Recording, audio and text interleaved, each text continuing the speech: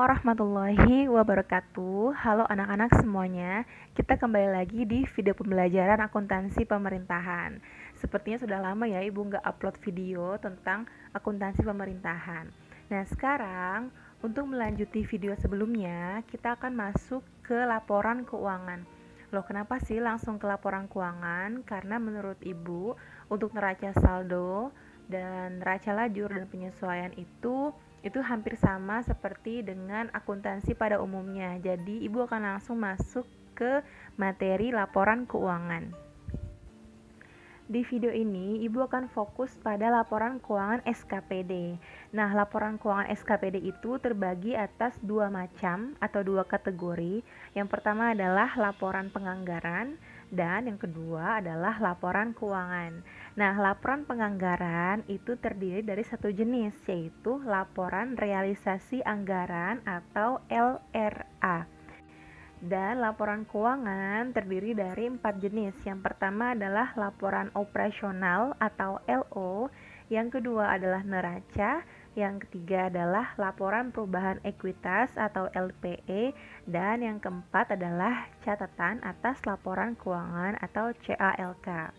Nah, menjadi catatan ya. Jadi ada laporan namanya laporan arus kas, tetapi laporan arus kas itu hanya ada dalam laporan di tingkat pemerintah daerah, yaitu di laporan keuangan konsolidasi dari laporan keuangan seluruh SKPD. Jadi di SKPD itu tidak ada laporan arus kas.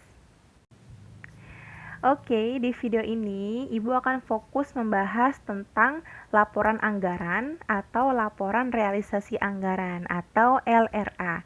Nah, laporan realisasi anggaran itu merupakan salah satu komponen laporan keuangan pemerintah yang menyajikan ikhtisar sumber, alokasi, dan pemakaian sumber daya keuangan yang dikelola oleh pemerintah pusat atau daerah, yang menggambarkan perbandingan antara anggaran dan realisasinya dalam suatu periode tertentu. Struktur dan isi dari laporan realisasi anggaran SKPD itu terdiri dari 3. Yang pertama adalah pendapatan, yang kedua adalah belanja, dan yang ketiga adalah surplus atau defisit laporan realisasi anggaran. Untuk lebih jelasnya, kita lihat ke contoh tampilan dari laporan realisasi anggaran. Nah, di sini kita bisa lihat di contoh ini yang pertama adalah KOP-nya. Di sini keterangannya adalah yang pertama, seperti pada umumnya ya, ada kata pemerintah provinsi atau kabupaten atau kota apa, misalnya diisi, misalnya kota Jakarta Selatan atau kota Jakarta Timur atau kota Jakarta Utara, kalau di Jakarta gitu. Lalu SKPD, dan ada keterangan nama laporannya yaitu laporan realisasi anggaran, pendapatan, dan belanja, dan yang paling bawah adalah periodenya. Di sini contohnya adalah untuk tahun yang berakhir sampai dengan 31 Desember 2000X1 dan 2000X0. Lalu sekarang kita lihat isi tabel dari laporan realisasi anggaran. Yang pertama adalah nomor urut. Lalu ada uraian. Nah, di uraian ini akan kita lihat ada 3 unsur atau 3 isi yang sudah kita pelajari tadi, yang itu adalah pendapatan, lalu ada belanja, dan ada surplus atau defisit. Nah, pendapatan ini nanti juga akan dibagi lagi. Ada pendapatan asli daerah dan lain-lain sebagainya. Belanja juga akan dirinci lagi. Nah, di sini kelompok transfer dan pembiayaan itu tidak ada dalam laporan realisasi anggaran SKPD. Ya, tetapi nanti dia akan muncul pada LRA pemerintah daerah. Hal ini kenapa? Karena transfer dan pembiayaan itu merupakan wewenang dari pemerintah daerah. Jadi bukan SKPD. SKPD tidak memiliki wewenang untuk mengadakan kegiatan pembiayaan dan transfer. Lalu kita lihat kolom berikutnya. Nah, di kolom berikutnya itu ada anggaran 2000X1, lalu ada realisasi 2000X1. Nah, di sini tugas atau fungsi dari LRA ini adalah kita mau cari tahu bagaimana sih penyerapan dana yang sudah kita anggarkan. Jadi kita harus membandingkan presentase dari anggaran dan realisasi yang sudah tercapai. Di sini pertama kita masukkan anggarannya terlebih dahulu. Anggaran yang sudah ada sudah kita masukkan ke DPA, dokumen pelaksana anggaran. Lalu nanti kita akan masukkan realisasi atau kegiatan yang memang sudah dilaksanakan pada tahun tersebut. Dan kita akan lihat berapa sih persentase penyerapannya. Nah, di sini ada realisasi tahun sebelumnya. Nah, untuk membandingkan juga bagaimana sih penambahan atau pengurangan pembiayaan, pengurangan atau penambahan pendapatan ataupun belanja pada SKPD tersebut. Lalu bagaimanakah pengelompokan rekening atau kelompok LRA ke dalam format laporan realisasi anggaran? Nah, perlu diperhatikan bahwa dalam format LRA, sebagaimana yang sudah Ibu jelaskan atau Ibu tampilkan sebelumnya, itu dia tidak dirinci berdasarkan kode rekening perincian objek. Jadi, anak-anak harus berhati-hati dalam mengelompokkan pendapatan LRA, belanja, transfer, dan pembiayaan. Nah, di sini akan ada contohnya. Di sini Ibu sajikan contoh pengelompokan belanja dari akun buku besar ke dalam format LRA.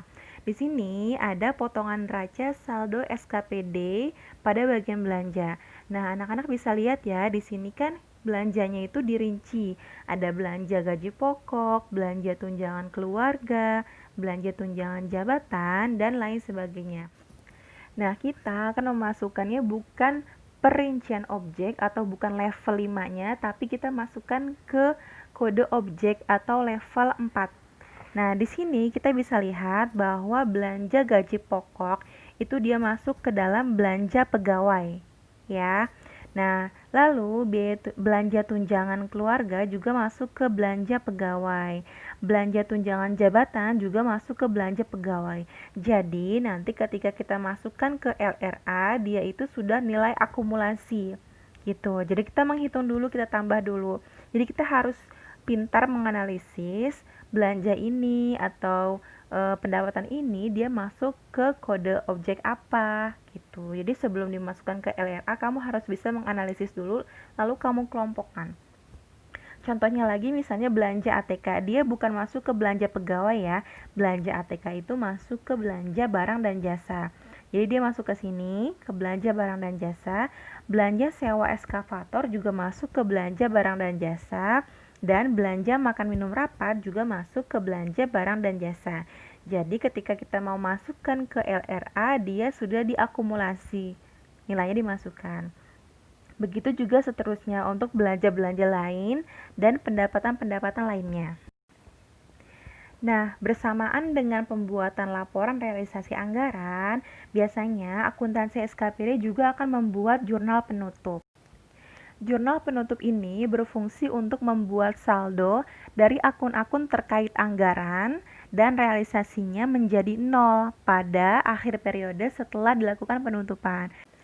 Nah, untuk contoh jurnal penutup LRA-nya itu yang pertama adalah jurnal penutup untuk menutup jurnal anggaran yang dibuat di awal tahun anggaran. Nah, ini kalau kamu awalnya ketika jurnal umum membuat jurnal anggaran, maka kamu harus menutupnya. Nah, untuk jurnalnya adalah sebagai berikut.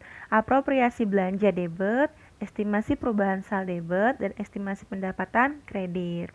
Nah, yang kedua adalah jurnal penutup untuk realisasi anggaran ditutup pada akun surplus atau defisit LRA. Nah, jurnalnya adalah pendapatan LRA debit, belanja kredit, dan surplus atau defisit kredit. Nah, untuk jurnal penutup yang ketiga, ini untuk menutup akun surplus atau defisit LRA pada akun estimasi perubahan sal yang terbentuk selama transaksi.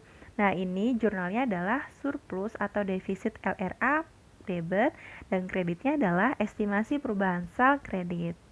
Kemudian, setelah membuat jurnal penutup, akuntansi SKPD akan menyusun neraca saldo setelah penutupan LRA di mana seluruh akun nominal akan bersaldo 0. Baik anak-anak, jadi seperti itulah materi tentang laporan realisasi anggaran.